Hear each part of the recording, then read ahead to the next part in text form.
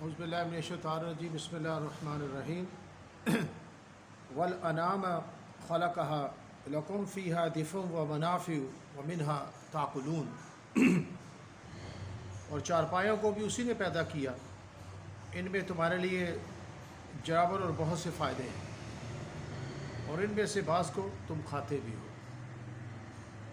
وَلَكُمْ فِيهَا جَمَالٌ حِينَ تُرِيحُونَ وَحِينَ تَسْرَحُونَ، جب شام کو انہیں جنگل سے لاتے ہو چرا کر، جب صبح کو جنگل چرانے جاتے ہو تو ان سے تمہاری عزت اور شان و شوکت ہے۔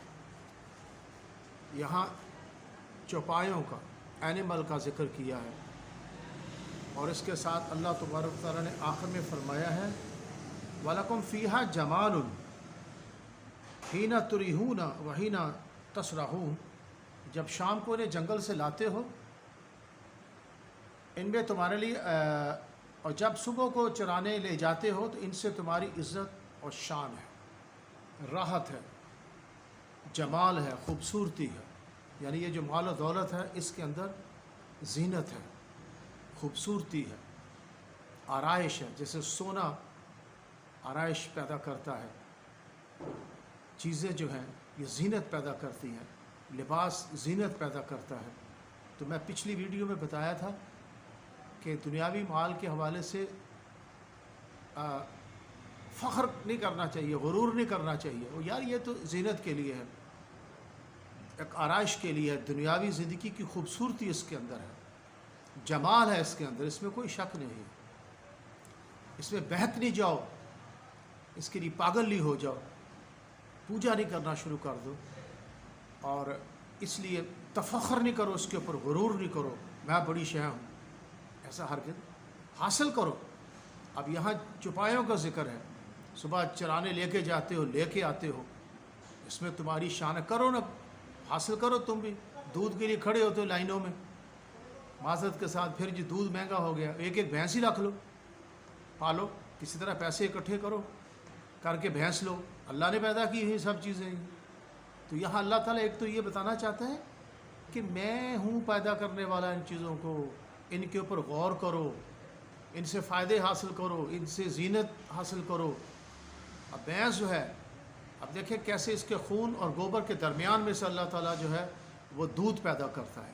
اس پہ جب آپ دیکھو گے تو آپ ایک تو اللہ کی وحدانیت، اللہ ہی تصرف، اللہ ہی کا تصرف ہے، رحمت دہندہ، برکات دہندہ اللہ ہی ہے، ہر چیز اسی کا قبضہ قدرت میں ہے، کس طرح وہ دودھ پیدا کرتا ہے۔ لیکن کئی بیٹھے رہتے ہیں، ایسی فائدہ حاصل کرو، تم کم سے کم ایک بھینس پال لو، لا کے یقین کرو دودھ خود بھی پیو اور پھر آگے بیچو بھی اس کو۔ بکریاں ہیں، جہاں اللہ خود فرماتا ہے چراؤ انہیں، لے کے جا کے کام کرو۔ ایک ہم نے پتہ نہیں کیا معیار عظمت کیا رکھا ہوا ہے، ایمان نہیں ہوتا، وہ 25 کی نوکری پہ جا کے اس پہ سیونگ ہوتی ہے، نہ بچتے روتے پھرتے ہیں، نہ بچوں کے پورے خرچے پورے ہوتے ہیں، ذہنی مریض ہو جاتے ہیں۔ ہماری اپنی غلطیاں یاد رکھو، اللہ نے سب کچھ پیدا کیا دنیا کے اندر، انہیں تلاش کرو اور حاصل کرو، اور یہ زینت ہے۔ اور پھر اس کے لیے آگے میں اور بھی بتاؤں گا آپ کو، دنیاوی مال ہے، اس کو پھر میں کل بھی آپ کو بتایا تھا کہ ادائے جو حقوق شریعت کے لیے سے استعمال کرو، مفاسدات کے لیے سے استعمال نہیں کرو، اللہ سے معرفت کے لیے استعمال کرو۔ سود لے کے، سودی کاروبار سے دولت بڑھ جائے گی، اس کو کوئی نہیں روک سکتا آپ کو، لیکن اللہ کے ہاں اس دولت کے اندر برکت نہیں ہوگی۔ چوری ڈاکے ناجائز طریقوں سے دولت حاصل کر لیں گے، کوئی شک نہیں، لیکن وہ امتحان پڑ جائے گا، آزمائش میں پڑ جاؤ گے، وہ خرابی ہوگی، اس سے بہتر ہے کہ بندہ اس سے احتراز کرے۔ تو یہاں ایک بات اور بھی ذہن میں رکھنی چاہیے، جو عذاب سے یہاں ہمیں بجائے ان چیزوں پہ وَإِيتَاءِ ذِي الْقُرْبَىٰ، اقربا کو دو، احسان کرو، عدل کرو، شرک نہ کرو اور ظلم نہیں کرو، اور اللہ کے راستے میں خرچ کرو، اللہ اور بڑھا دے گا، برکت کر دے گا۔ سودی کاروبار کرو گے کچھ نہیں کرو، ظلم کرو گے، غرور کرو گے، اس لیے منع کیا گیا اس سے، ورنہ یہ تو زینت ہے۔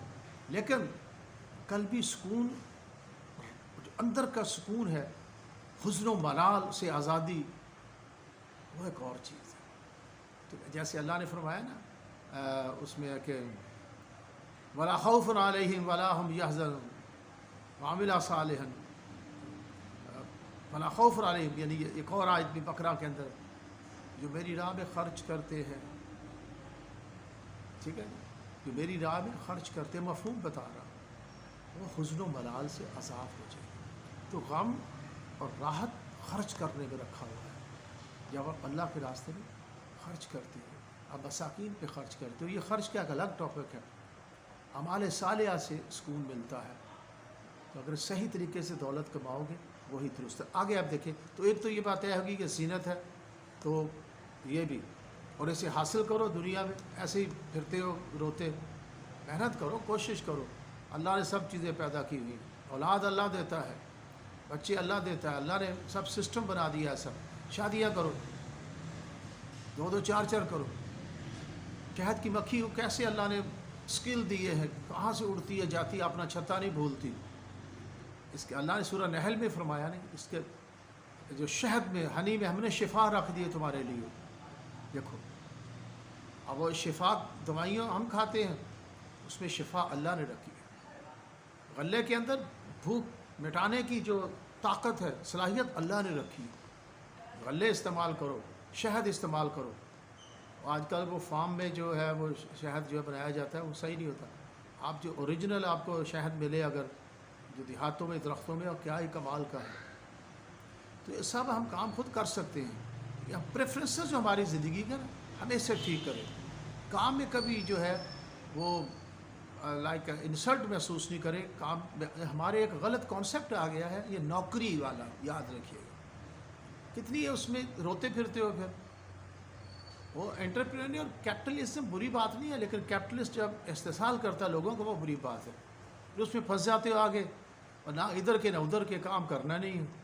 اور یہ سب کرو، ٹھیک ہے۔ اور یہ آپ لوگ آگے آیت میں پڑھتا ہوں، دیکھیے گا اس میں، وَتَحْمِلُ أَثْقَالَكُمْ إِلَىٰ بَلَدٍ لَّمْ تَكُونُوا بَالِغِيهِ إِلَّا بِشِقِّ الْأَنفُسِ إِنَّ رَبَّكُمْ لَرَءُوفٌ رَحِيمٌ۔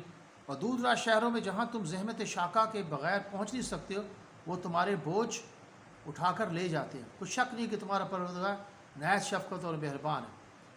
اور یہ جانور پیدا کیے، کس طرح تمہاری چیزیں کہاں سے کہاں اٹھا کے لے جاتے ہیں۔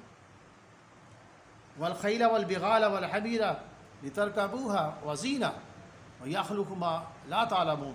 اور اس نے گھوڑے اور خچر اور گدھے پیدا کیے تاکہ تم ان پر سوار ہو، اور تمہاری رونق اور زینت بھی ہو۔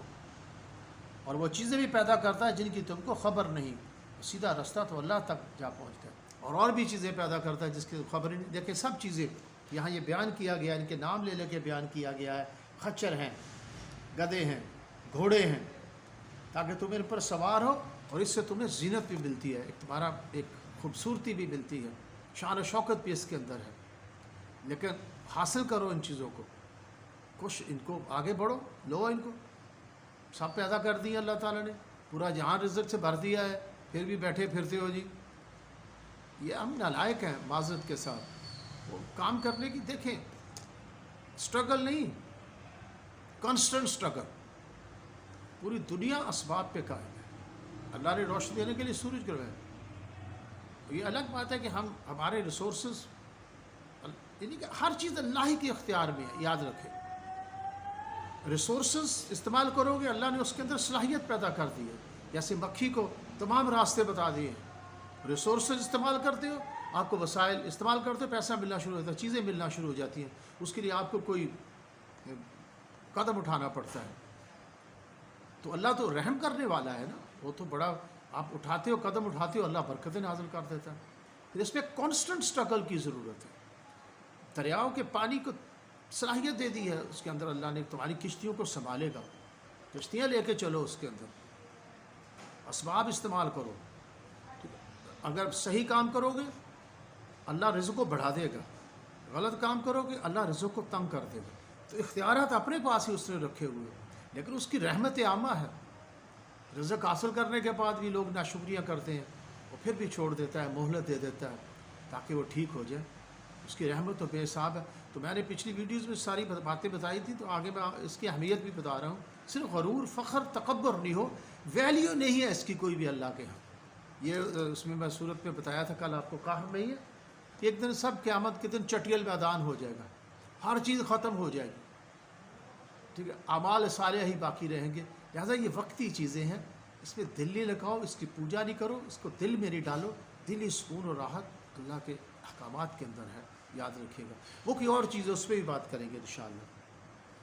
اور بعض راستے ٹیڑھے ہیں، اور اگر وہ چاہتا تو تم کو سیدھے راستے پر چلا دیتا، لیکن اللہ تعالیٰ امتحان، ابتلا مقصود ہے کہ تم غور و فکر کر کے اللہ کے راستے کی طرف آؤ۔ پھر اگلی آیات میں وَالَّذِي أَنزَلَ مِنَ السَّمَاءِ مَاءً لَكُم مِّنْهُ شَرَابٌ وَمِنْهُ شَجَرٌ فِيهِ تُسِيمُونَ، وہی ہے جس نے آسمان سے پانی برسایا جس کو پیتے ہو، اس سے درخت بھی شاداب ہوتے ہیں جن میں سے تم چارپائیوں کو چراتے ہو۔ اس سے آگے کھیتی باڑی کا زیتون، کھجوریں، اور یہ شراب جو ہے انگور ہے، اس کو کشید کرتے ہو، شراب بناتے ہو۔ یہ سورہ مکی ہے نا، اس وقت شراب جائز تھی، تو یہاں اس کا بھی ذکر ہے۔ بعد میں صحابہ نے ہاتھ نہیں لگایا اس کو۔ پھلوں سے تم اور بڑی پروڈکٹ بناتے ہو، انگوروں سے تم شراب کشیدہ کرتے ہو، کیا کیا پھل ہیں ان کو ڈیفرنٹ طریقے سے تم جو ہے بناتے ہو اور کھاتے ہو۔ چوپایوں کے چمڑے استعمال کرتے ہو، ان کی اون استعمال کرتے ہو، اور ان کے چمڑے سے کیا کیا پروڈکٹ آگے بناتے ہو۔ پاکستان کی جو پانچویں جو شاید اہم ایکسپورٹ ہے وہ لیدر ہے۔ پاکستان کا لیدر باہر ایکسپورٹ ہوتا ہے، تو لیدر بھی بڑا کاروبار کر سکتے ہیں، اور یہ اینیمل کی جو کھالیں اس سے اور بڑی پروڈکٹ بن سکتی ہے۔ اون سے ہم بہت سے کاروبار کر سکتے ہیں، بزنس کر سکتے ہیں۔ یہ تو سراپا ان کے گوشت ہی، ہمارے پاس گوشت پہ نظر ہوتی، گوشت ہی کھانا ہے اس کا، یہاں سے کاروبار نکلتے ہیں۔ آپ جو ہے ملک کی جو منوپلی ختم کرنے کے لیے ایسے وسائل پیدا کریں، اپنے ایک آدھی بھینس رکھیں، آپ آزما کے دیکھیں، اس کا دودھ بیچیں بھی، میں پہلے بتا چکا ہوں، وہ پئیں بھی۔